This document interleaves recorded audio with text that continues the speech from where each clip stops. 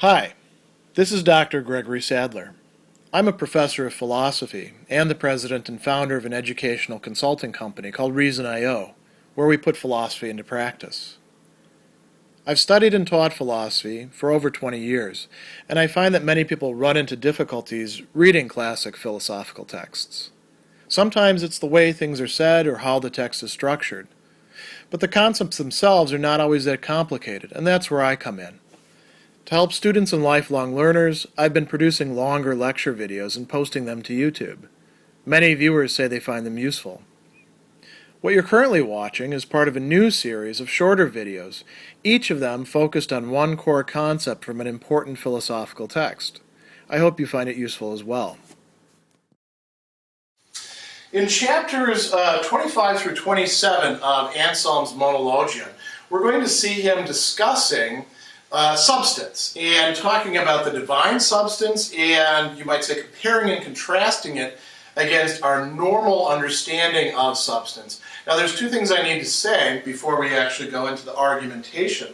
One is when I'm talking about our normal understanding of substance, I'm not talking about a modern scientific view, which to a certain degree could be connected with this, but the Aristotelian view, which held that there are substances, and substances then have what are called accidents or qualities. And the substance has some sort of essence to it. The qualities are things that are accidental to it. That means that it could have them, it could not have them. So for example, this cloth right here that I have, this could be in fact blue, or it could be red, or it could be whatever you like. It is soft, that's a property of it. I suppose insofar as an artifact, it would be part of its essence to be soft, right? Because that's why it was created in that way. But many of the other features that it has are pretty contingent, If I were to rip it in half, I would have two substances, or one substance has been destroyed. So we can change its size, we can change its consistency to a certain degree. Over time it's going to wear out. We can say all these things about it accidentally.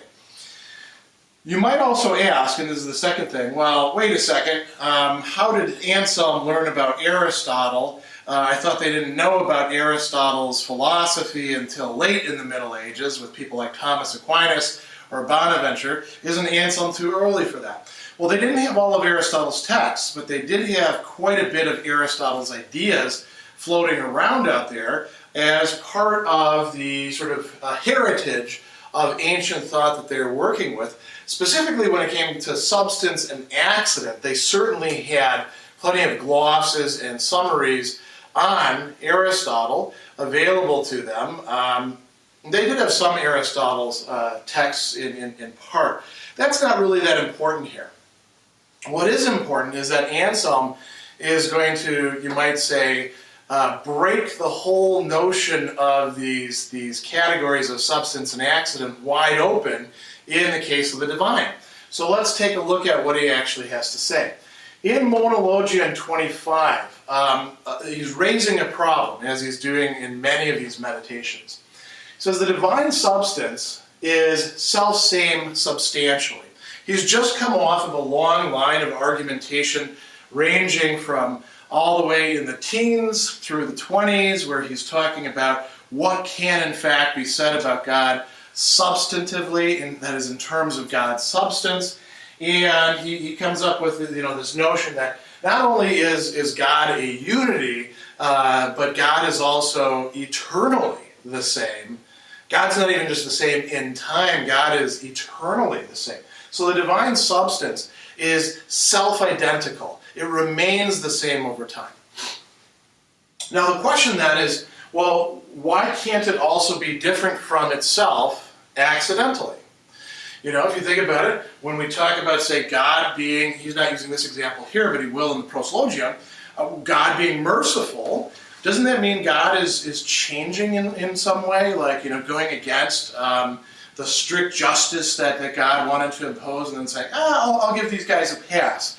Doesn't that seem like it involves some sort of change in the divine substance? And Anselm will say, No, it actually doesn't. Again, mercy, talked about in the Monologion. We'll do a core concept video on that. The way that he talks about this is certain accidents. He says, why would susceptibility to certain of those things that are called accidents be inconsistent with natural immutability if taking on those accidents causes no change in the substance? Now, this requires him to think a bit about, well, what kind of accidents do in fact produce a change in the substance? Turn this from blue to white, you're changing the substance.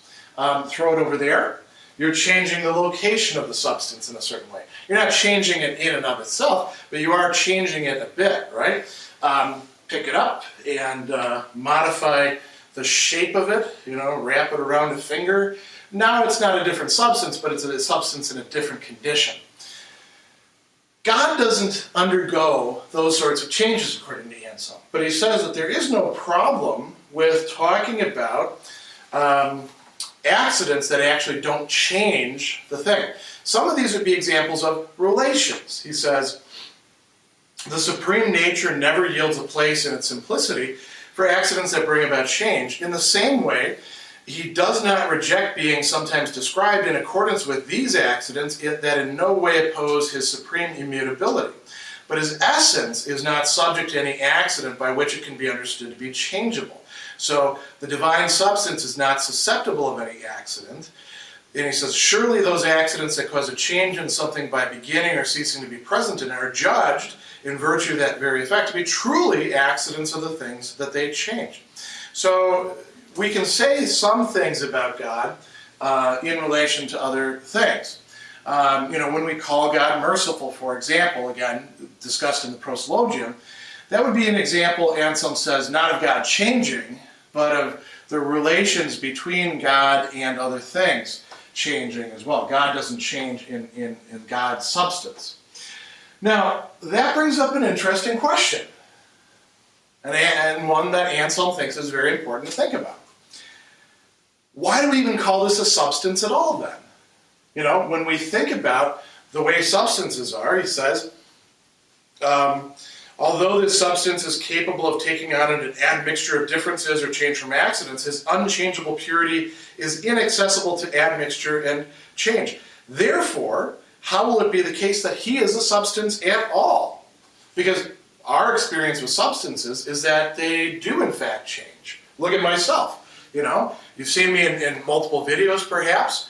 I'm not always wearing the same thing.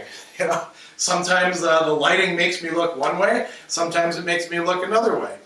Sometimes I'm not feeling particularly well, sometimes I'm feeling on top of the world. All these things are changes that you can observe, and we do this with all sorts of substances. So why are we calling this thing that never changes a substance? Anselm says, in this case, substance is a term that we're using to mean essence, essentia. And we've talked about in other videos God as supreme essence or supreme being. That is what he is discussing here. So that allows us, he says, however great the distance is between the being who is through himself whatever he is and makes every other being from nothing, and a being that through another is made from nothing to be whatever it is, the difference is every bit as great between the supreme substance and those that are not the same thing that the supreme substance is. So this leads us then to chapter 27. Great discussion here. Anselm wants to stress to us, as the very title of the chapter indicates, this substance is not going to be included in common classifications of substances. Why not? Because when we think of substances that we're used to, Anselm says we understand them to be either universal or particular. He doesn't say that we actually have universal substances, but he does say that we have universal essentia, being, and we have individuals, particulars, and those are substances, just like this piece of cloth that I talked about. We have a whole, we bought a whole package of these for doing what? About cleaning my glasses, and they're all pretty much the same. What does that mean? That means that they are individual things that share a common universal essence, cloth, right? Or in this case, perhaps a more particular common essence, microfiber for cleaning glasses cloths. Those stuck in Dr. Sadler's pockets would be yet more particular, wouldn't it? But you notice what we're doing there. The substances that we are used to dealing with, like human being, I'm an individual human being. I also participate in the universal human being. God isn't like that, according to Anselm. He's neither, or is, neither a universal being nor a particular being. There's nothing of its genre. It can't be compared against any other being. And so the divine, like he says, exists in the highest way of all things. Again, if you're a little bit unclear about what this means to exist in higher or lower ways, you want to watch the video on degrees of being. Interestingly, Anselm does in fact use the term existere as opposed to esse in that case, which is significant in some ways. So he says the divine exists in the highest way of beings, and it can be fittingly called substance. Let's put there we go, last two on there, precisely because of the kind of being that it is. He says, since he not only most assuredly exists, but exists in the highest way, and the essence of any given thing is generally called a substance, if he can worthily be called anything at all, there's nothing to prevent us from calling him a substance. What we really need to highlight here is that we're talking about a substance that is radically different from other substances, those that we're used to dealing with and conceptualizing. So if we, one of the common mistakes we see often made that Anselm is trying to combat is thinking that this substance is somehow to be measured or assessed or reasoned about using exactly the same way of thinking about things as we do with all the other substances that we are used to encountering and rightly thinking about in those ways.